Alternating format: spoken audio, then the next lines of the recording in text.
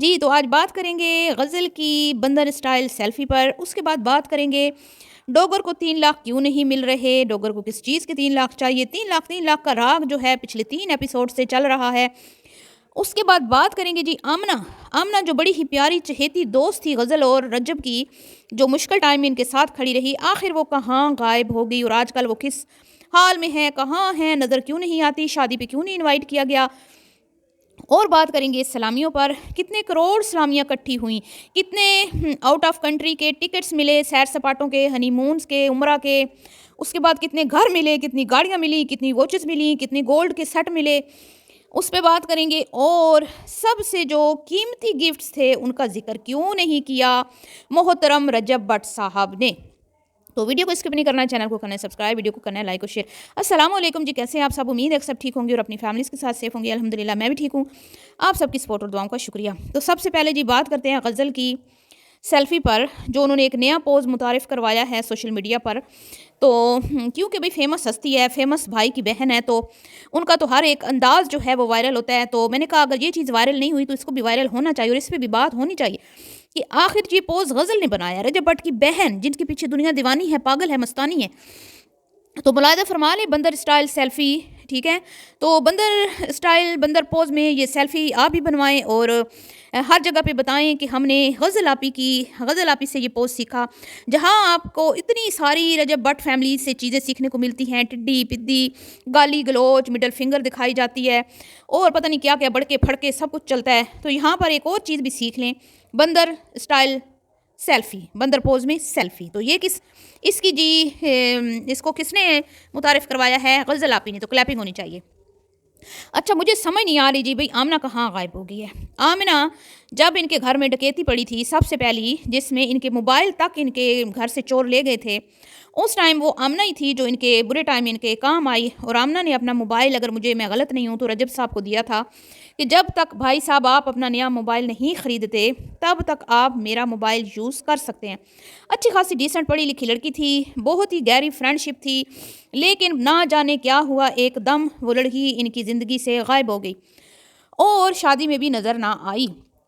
اگر آمنہ نامی لاپتہ اس لڑکی کے بارے میں آپ میں سے کوئی بھی جانتا ہو، کوئی میری ویڈیو دیکھ رہا ہو، تو نیچے کامنٹس باکس میں ضرور بتائیے گا کہ یہ عظیم شخصیت رجب بٹ کی اور غزل کی مشترکہ دوست آخر کہاں غائب ہو گئی ہیں، اور کیا وجہ بنی ہے کہ آپس میں اختلافات اس قدر بڑھ گئے ہیں کہ شادی میں بھی نہ بلایا گیا اس بیچاری کو۔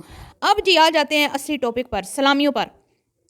بھائی بڑی دھومیں مچی ہوئی تھی، اتنی دھومیں مچی ہوئی تھی نا، پڑوسی ملک تک جو ہے نا دھومیں گئی ہیں اور لوگوں نے اس پہ ویڈیوز بنائی ہیں اور لوگوں نے جی کہا کہ چک دے پھٹے ہو گیا۔ بھئی پاکستان میں تو یہ شادی جو ہے نا اپنے آپ میں بہت بڑی شادی تھی، انڈیا میں امبانی کے بیٹے کی شادی اور پاکستان میں بٹوں کے پتر کی شادی، بھئی ریکارڈ ٹوٹ گئے ہیں، ریکارڈ توڑ شادی تھی، جس میں آدھے سے زیادہ مہمان بھوکے گئے، ان کو کھانا نہیں ملا اور خستہ حال قوال جو ہے پیسوں کے بغیر چلے گئے، اور چٹا قوال بیچارہ لوگوں کا منہ دیکھتا رہا، پڑھتا رہا، لیکن وہ جو بیچارہ پڑھ رہا تھا اس کو سننے والا سمجھنے والا کوئی بھی نہیں تھا، سارے کے سارے بےہودہ قسم کے ڈانس میں مصروف رہے، اسپیشلی ڈکی صاحب کٹا ڈانس میں اور سانڈ ڈانس میں مصروف رہے۔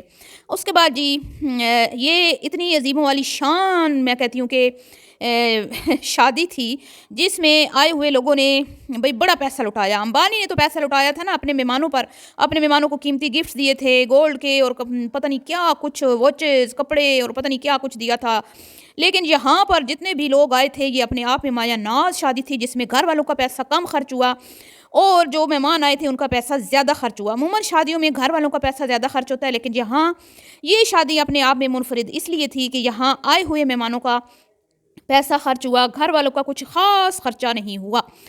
تو جی اتنے دھومیں مچیں کہ بھئی لاکھوں کی گاڑیاں، لاکھ کروڑوں کے گھر اور ٹکٹس اور پتہ نہیں کیا کیا، کھودا پہاڑ نکلا چوہا۔ جناب عالی جی ایک ٹکٹ جو ہے وہ عمرہ کا، اگر میں غلط ہوئی تو ضرور مجھے صحیح درست کیجیے گا، جو میں نے اسلامی کا ولاگ دیکھا جتنی مجھے سمجھ آئی، مجھے جو سمجھ آئی اس میں نے صرف ایک ہی ٹکٹ دیکھا ہے اور وہ ہے ایک بندے کا، لیکن بٹ صاحب کہہ رہے تھے کہ میں کنفرم کر لوں گا کہ بھئی 1 پرسن ہے یا 2 ہے یا 3 ہے یا 4 ہے، ٹھیک ہے؟ تو وہ ہے جی عمرے کا۔ اس کے علاوہ میرے معلومات کے مطابق کوئی ٹکٹس نہیں ہے کسی بھی مطلب کہ بیرون ملک وزٹ کی، ٹور کی، ٹھیک ہے، کوئی بھی ٹکٹس نہیں ہیں. تو ایک بات یہ جھوٹ ہوگی. دوسری ہوگی جی کہ بھئی گھر ملے، گاڑیاں ملی. نہ تو کوئی گھر ملا، نہ ہی کوئی گاڑی ملی. جتنے بھی پیسے دیے گئے، سب سے زیادہ پیسے جو دیے گئے وہ انفلوئنسرز کی طرف سے دیے گئے، اور جنہوں نے اپنی پروڈکٹس کی یا اپنے کاروبار کی، اپنے بزنس کی پروموشنز کروانی تھی، یہاں تک کہ انہوں نے کارڈ بھی بیچ میں ٹھوس دیے. مطلب کہ انویلپس میں پیسے ڈالے، ساتھ میں کارڈ بھی ٹھوس دیے. ایسے لالچی لوگ ہیں. اور ساتھ میں ڈوگر صاحب جو ہیں لوگوں کو ذلیل بھی کرتے رہے، بیٹھ کے فرماتے رہے بھائی دے گئے ہیں تو کوئی احسان کر گئے ہیں، دگنا ہم سے کما کے لے گئے ہیں، ہمارے ساتھ ویڈیوز بنائی ہیں، ہمارے ساتھ یہ کیا وہ کیا. کسی کو ڈوریمون کہا تو کسی کو چبے منہ والی ڈنگے منہ والے، اور کسی کو کچھ تو کسی کو کچھ کہا.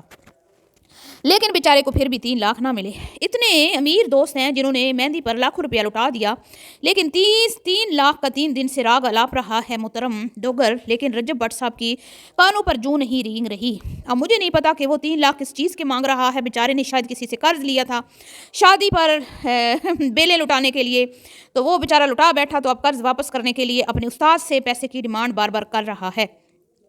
سب سے جو قیمتی گفٹ سے ان کے بارے میں بٹ صاحب جو ہے وہ بتانا بھول گئے.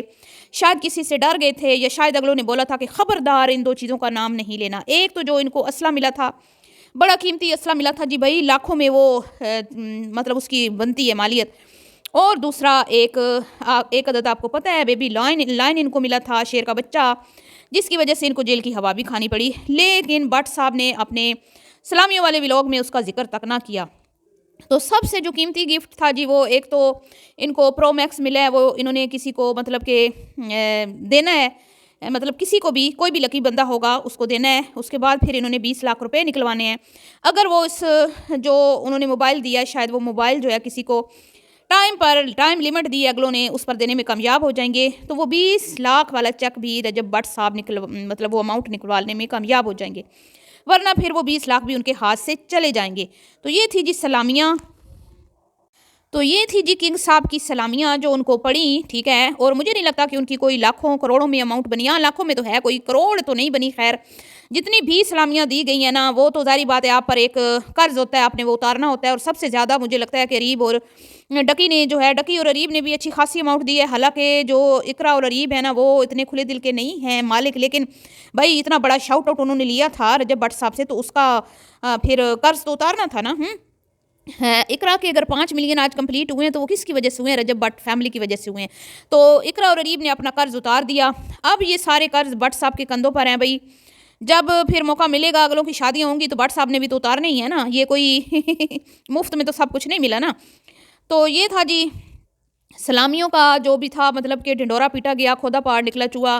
ایسا نہیں ہوا کہ بہت ہی کوئی انوکھی چیزیں نکل آئی ہوں. وہی کچھ پرفیوم، کچھ رنگز اور کچھ اماؤنٹس، بس اور کچھ بھی نہیں. اور وہی 2 چیزیں جن کو میں نے بولا کہ ایکسپینسو تھیں، وہ تو پولیس نے اپنی حراست میں لے لی ہیں. بہرحال جی وہ ان کو واپس تو مل جائیں گی، ظاہری بات ہے وہ ان کی ہے. لیکن مجھے نہیں لگتا کہ رجب بٹ صاحب شیر کا بچہ پالیں گے. شیر کا بچہ پالنا کوئی اتنا آسان نہیں ہے. بٹ صاحب کے کندھوں پہ پہلے بڑی ذمہ داریاں ہیں. بہرحال جی پورے اسلامی کے ولاگ میں اپنی وائف کو خوب شرمندہ کیا گیا. اور اپنی جو ہے میں جو بٹ صاحب کی عادت ہے کہ بھئی میری طرف سے بہت سلامیاں آئی ہیں، وہ ان کا راگ جو ہے مسلسل چلتا رہا، جو کہ ایک بہت ہی بری چیز جو ہے نا وہ پورے ولاگ میں جا رہی تھی. اچھا نہیں لگ رہا تھا کہ آپ اپنی بیوی کو نیچا دکھا رہے ہیں. ابھی سے آپ نے یہ اس کو نیچا دکھانے کا کام شروع کر دیا، تو پھر آگے دیکھیں ہوتا ہے کیا جی. تو یہ تو ایمان کا بڑا پانا ہے کہ وہ صبر سے بیٹھی رہی. بہرحال جی ملتی ہوں نیکسٹ ویڈیو میں. دعاؤں میں یاد رکھیے گا. ابھی کے لیے اتنا ہی. ویڈیو پسند آئے تو لائک شیئر کیجیے گا. اللہ حافظ.